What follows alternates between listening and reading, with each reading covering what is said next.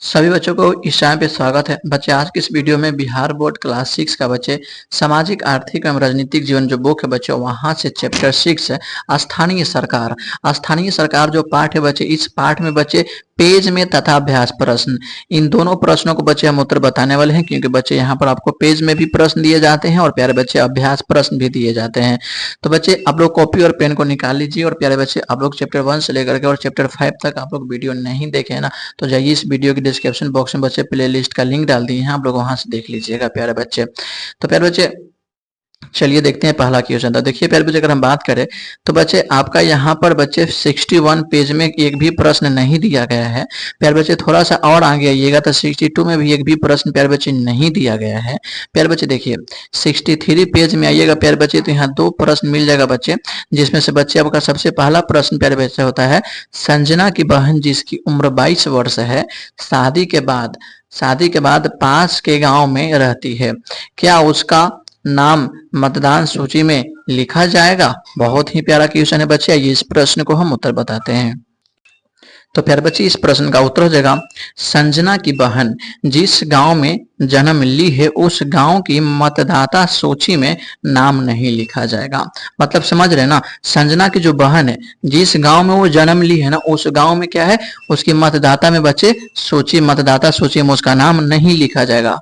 अब विवाहोपरांत जिस गांव में वह रह रही हैं उस गांव की मतदाता सूची में उसका नाम लिखा जाएगा। मतलब सिंपल तरीका है, संजना की बहन जिस गांव में जन्म ली उस गांव में उसका मतदाता में नाम नहीं जोड़ा जाएगा। हाँ, लेकिन अगर उसका शादी हो गया है और दूसरा गांव में जब वो गई तो वहां पर उसका नाम जोड़ दिया जाएगा। सिंपल तरीका है, ठीक है। और प्रश्न क्या कह रहा था, संजना की बहन जिसकी उम्र 22 वर्ष है, शादी के बाद पास के गांव में रहती है, क्या उसका नाम मतदाता सूची में लिखा जाएगा? हाँ, जहां वो शादी होके गई ना उसका मतदाता सूची में नाम लिखा जाएगा, तो हाँ लिखा जाएगा। सिंपल तरीका है प्यारे बच्चे, समझ गए होंगे आप लोग।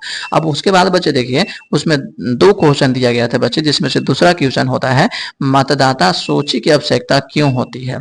मतदाता सूची की आवश्यकता क्यों होती है? तो प्यारे बच्चे देखिए इसका उत्तर हो जाएगा, मतदाता के लिए मतदाता सूची की आवश्यकता पड़ती है यदि किसी व्यक्ति का नाम मतदाता सूची में नहीं है और वह भले ही वर्षों से वहां रह रहा हो, उसे मतदान करने से रोक दिया जाएगा। मतलब वोट देने से बच्चे रोक दिया जाएगा, क्योंकि उसके पास क्या है, मतदाता सूची में नाम नहीं है और ऊपर से वोट आईडी कार्ड भी नहीं बना हुआ है, तो निश्चित बच्चे को उसे वोट देने से रोक दिया जाएगा, चाहे आपका उम्र 18 वर्ष से अधिक क्यों ना हो। लेकिन आपको वोटर आईडी कार्ड जब नहीं रहेगा तो वोट देने से रोक दिया जाएगा। उसके बाद बच्चे न केवल मतदाता सूची में नाम ही नहीं, साथ में फोटो पहचान पत्र की आवश्यकता पड़ती है। हालांकि इसके लिए कई विकल्प भी हैं। सही बात है, मान लीजिए ना कि आपके पास अगर वोटर आईडी कार्ड बन भी जाता है ना, फिर भी आप वोट नहीं दे पाएंगे। उसके लिए एक रूल बनाया गया है कि आपके पास कोई सा भी पहचान पत्र होना चाहिए, जैसे आधार कार्ड होना चाहिए, ये भी एक पहचान पत्र होता है। मान लीजिए क्लास 6 का सर्टिफिकेट, 7 का सर्टिफिकेट, 10वां का सर्टिफिकेट, 12वीं का सर्टिफिकेट, कुछ एगो पहचान पत्र होना चाहिए। अगर इतना है, मान लीजिए आप पढ़े लिखे नहीं है तो लेबर कार्ड बना होगा, मतलब हेल्थ कार्ड बना होगा, कुछ भी है ना बच्चे पहचान पत्र, तो आप क्या कर सकते हैं, वोट आप दे सकते हैं प्यारे बच्चे। तो सिंपल था बच्चे उत्तर, आप लोग इसको स्क्रीनशॉट ले लीजिए प्यारे बच्चे, ठीक है। अब प्यारे बच्चे आइए देखते हैं अगला प्रश्न। चलिए देखते हैं आगे। तो प्यारे बच्चे देखिए अगर बात करें तो 63 में तो 2 ही क्वेश्चन दिए गए थे। अब बच्चे आते हैं 64 पेज में, यानी 64 पेज में 3 क्वेश्चन दिया गया है प्यारे बच्चे। आप लोग देखिए, जिसमें से प्यारे बच्चे आपका पहला प्रश्न दिया गया है, आरक्षण व्यवस्था क्यों आवश्यक है? कक्षा में शिक्षक के साथ चर्चा करें। तो बच्चे आइए हम आरक्षण व्यवस्था के बारे में हम जानते हैं कि आखिरकार ये आरक्षण व्यवस्था क्यों आवश्यक है। प्यारे बच्चे इसका उत्तर हो जाएगा, देश में कुछ लोगों को हजारों हजार वर्षों से दबाकर रखा गया है। शैक्षिक और आर्थिक रूप से ये अत्यंत पिछड़े हैं। इनको समाज में बराबरी का हक देने के लिए आरक्षण देना आवश्यकता समझा गया। संविधान में ही इस बात का उल्लेख कर दिया गया है। मतलब समझ रहे ना कि क्वेश्चन कितना आसान है, ये समझते और अच्छा से। क्वेश्चन क्या कहा गया है, आरक्षण व्यवस्था क्यों आवश्यक है। तो अगर सबसे पहले बात करते हैं आरक्षण का, तो आरक्षण के मतलब होता है अधिकार। पहले क्या हुआ कि हजारों वर्षों से कुछ लोग जो होते हैं, बड़े लोग जो होते हैं, छोटे दलित लोगों को क्या करते हैं, समाज में दबा करके रखते हैं। तो अब इन लोगों को अधिकारों को छीन करके वो लोग क्या है, रखे हुए हैं।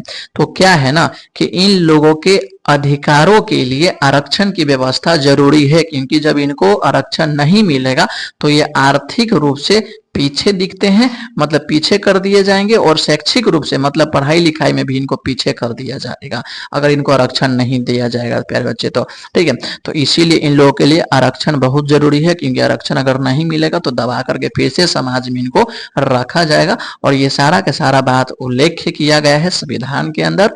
ठीक है, तो आरक्षण व्यवस्था आवश्यक है किन लोगों के लिए, जिनको समाज में हजारों वर्षों से दबा करके रखा गया है, उन लोगों के लिए। समझ में आ गया ना। अब उसके बाद बच्चे देखिए, उसमें 3 क्वेश्चन दिया गया था। दूसरा क्वेश्चन बहुत ही अच्छा प्रश्न है, पंचायत के क्षेत्र को वार्डों में क्यों बांटा, ठीक है, बांटा जाता है। सही बात है, जो एक पंचायत होता है, जैसे मान लीजिए आप जो भी पंचायत से, जैसे मान लीजिए कि मेरा पंचायत का नाम सिकंदरपुर है, ठीक है, तो इस पंचायत में बहुत सारे वार्ड होते हैं, जैसे 10 ward, 12 ward, 15 ward, 2 ward, 3 ward, ऐसे वार्ड होता है। ठीक है, तो इसमें बताया गया है ना कि पंचायत के क्षेत्रों में वार्डों को क्यों बांटा जाता है। तो देखिए क्यों बांट दिया जाता है, देखिए सुनिए प्यारे बच्चे, इसका उत्तर हो जाएगा ना, पंचायत के क्षेत्रों में वार्डों में इसलिए ठीक है, इसलिए बांटा जाता है ताकि पूरे गांव को बराबर प्रतिनिधित्व मिल सके। यदि ऐसा न हो तो संभव है गांव के किसी 1-2 टोले के लोग ही सभी स्थानों पर कब्जा जमा सकते हैं। अतः प्रतिनिधित्व पूरे गांव को बराबर बराबर मिल सके, इसीलिए पंचायत क्षेत्र को वार्डों में बांटा गया है। मतलब समझ गए, सिंपल भाषा में देखिए समझिए। मान लीजिए एक पंचायत के अंदर 10 वार्ड है, तो वार्ड को इसलिए बंटवारा कर दिया गया है एक पंचायत के अंदर ताकि अधिकार सबके यहाँ बराबर पहुंच सके। जैसे मान लीजिए ward number 1, ward number 2, ward number 3, मान लीजिए कि अगर 1-2 को वार्ड रहेगा, मान लीजिए 1 को वार्ड रहेगा, 2 को वार्ड रहेगा, मान लीजिए एग्जाम्पल के लिए, तो निश्चित है कि अगर मान लीजिए कि पूरा गांव में क्या है कि उसका अधिकार नहीं ना पहुंच पाएगा, तो इसीलिए छोटे छोटे क्या कर दिए जाते हैं, वार्ड में गांवों को अलग अलग बांट दिए जाते हैं कि चलो भाई आप 5 वार्ड में आते हैं, 6ठा वार्ड में आप आते हैं, 10वां वार्ड में आप आते हैं। तो यहाँ पर जो फंड निकला वो सभी वार्डों के लिए निकला है, ठीक है, और अधिकार भी सबके पास पहुंच जाएगा बराबर प्यारे बच्चे। इसीलिए क्या होता है, पंचायत को अलग अलग वार्डों में बांट करके रख दिया जाता है ताकि सभी के पास सरकार के द्वारा दिया गया कोई भी फंड पहुंच सके प्यारे बच्चे, और अधिकार तो सबका है तो बराबर अधिकार भी मिल सके। समझ में आ गया होगा। अब प्यारे बच्चे देखिए आपका अगला प्रश्न है, मुखिया का चुनाव कैसे होता है। प्यारा क्वेश्चन था कि मुखिया का चुनाव कैसे होता है। तो प्यारे बच्चे इसका उत्तर हो जाएगा, मुखिया का चुनाव पंचायत के सभी वार्डों के मतदाता मिलकर करते हैं। मतलब समझ रहे हैं ना, मतदाता मिलकर करते हैं। मतलब जो मान लीजिए कि कोई पंचायत है और पंचायत में जितने भी वार्ड है, 10 वार्ड, 5 वार्ड, 11 वार्ड, 15 वार्ड, वो सभी वार्ड में मतदाता लोग, मतदाता किसे कहते हैं, वोट देने वाले को मतदाता कहते हैं। तो वो सभी लोग आपस में मिल करके पहले तो वोट देते हैं, अर्थात पूरे गांव से चुना जाता है। मतलब वार्ड तो पूरे गांव में है ना, तो क्या है, पूरे गांव के लोग क्या होते हैं, मुखिया को चुनते हैं। तो यही लिखा गया, अर्थात यह पूरे गांव से चुना जाता है और पूरे पंचायत का प्रतिनिधित्व करता है। समझ में आ गया। तो ये हो गया पैरा सूत्र बच्चे, आप लोग इसको नोट कर लीजिएगा। तो 3 ही क्वेश्चन दिए गए थे बच्चे। अब देखते हैं आगे प्रश्न। तो फिर बच्चे 64 पेज में आपको 3 क्वेश्चन दिए गए थे। अब बच्चे देखिए यहाँ पर 65 पेज में एक भी प्रश्न आपके लिए नहीं दिया गया है। अब 66 पेज में आइए, तो 66 पेज में भी एक भी क्वेश्चन बच्चे नहीं दिया गया है। अब 67 पेज में आते हैं, तो देखिए 67 पेज में बच्चे यहाँ पर आपको 4 प्रश्न दिख रहा होगा, जिसमें से बच्चे आपका पहला क्वेश्चन है प्यारे बच्चे, क्या पुलिस थाना में सभी लोग अपनी समस्या को लेकर लेकर जा सकते हैं, शिक्षक के साथ चर्चा करें। तो आइए इस प्यारे क्वेश्चन को बच्चे हम अच्छी तरह से समझाते हैं आपको, और आप लोग बच्चे अपने कॉपी पे जो आंसर बताएंगे ना उसे नोट भी कर लीजिएगा। प्यारे बच्चे, आंसर देखने से पहले एक छोटा सा रिक्वेस्ट है आप लोगों के लिए कि अभी तक इस चैनल को सब्सक्राइब नहीं किए हैं तो चैनल को जरूर सब्सक्राइब कर लीजिए, क्योंकि इतना ही बच्चे अच्छी तरह से समझा करके हर एक वीडियो बच्चे, हर एक अध्याय को बच्चे हम आपके लिए बताते रहते हैं। ठीक है, तो चैनल को सब्सक्राइब नहीं किए हैं तो कर लीजिए प्यारे बच्चे, और कर दिए हैं तो बच्चे दिल से धन्यवाद। आइए प्यारे बच्चे, इस प्रश्न को हम उत्तर बताते हैं। क्वेश्चन क्या था? क्या पुलिस थाना में सभी लोग अपनी समस्या को लेकर जा सकते हैं? शिक्षक के साथ चर्चा करें। तो प्यारे बच्चे देखिए, इसका उत्तर हो जाएगा पुलिस थाना। पुलिस थाना में सभी लोग अपनी समस्या लेकर जा सकते हैं, लेकिन सभी तरह की समस्या नहीं, केवल झगड़ा, झंझट, मारपीट, चोरी, डकैती इत्यादि के अलावा फसाद बढ़ने की आशंका संबंधित मामले ही पुलिस थाना में ले जाया जा सकता है। पुलिस उस पर रोकथाम की कार्रवाई करती है। सिंपल तरीका है, पुलिस थाना जो है वो सबके लिए है, बराबर ना? ठीक है, समझ में आ गया ना प्यारे बच्चे? पुलिस थाना सबके लिए, तो अपना अधिकार तो सबको दिया गया है, तो अपना समस्या लेकर सभी लोग जा सकते हैं। लेकिन भाई आपको यहाँ समझना है अच्छी तरह से कि सभी समस्याओं को लेकर के नहीं जा सकते हैं। जैसे मान लीजिए कि झगड़ा हो गया, किसी से झंझट हो गया, मारपीट हो गया, चोरी डकैती हो गया, समझ रहे हैं ना? तो इन सब के मामले में आप शिकायत लेकर जा सकते हैं। क्लियर है? और सब कोई जा सकता है प्यारे बच्चे।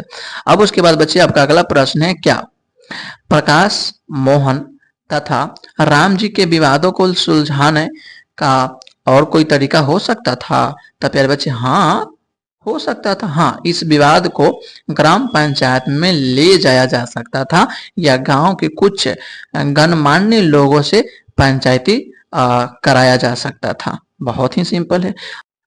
तो प्यारे बच्चे यहाँ पर देखिए 4 प्रश्न दिया गया था, पहला, दूसरा, तीसरा, चौथा।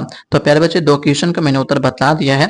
वीडियो बहुत अधिक लंबा हो रहा है ना प्यारे बच्चे, तो पार्ट 2 लेकर के आएंगे, और उसके नीचे जितने भी क्वेश्चन दिए गए थे उन सभी क्वेश्चनों को बच्चे अगला वीडियो में हम उत्तर बता देंगे। तो प्यारे बच्चे जाते जाते अभी तक इस चैनल को सब्सक्राइब नहीं किए तो जरूर कर लीजिएगा प्यारे बच्चे, क्योंकि जितने भी क्वेश्चन दिए गए हैं उन सभी को बताएंगे प्यारे बच्चे। उसके अलावा प्यारे बच्चे देखिए, आपको अभ्यास प्रश्न भी यहाँ पर दिया गया है, उन सबको प्यारे बच्चे हम बताएंगे, तो आपको घबराने की जरूरत नहीं है प्यारे बच्चे।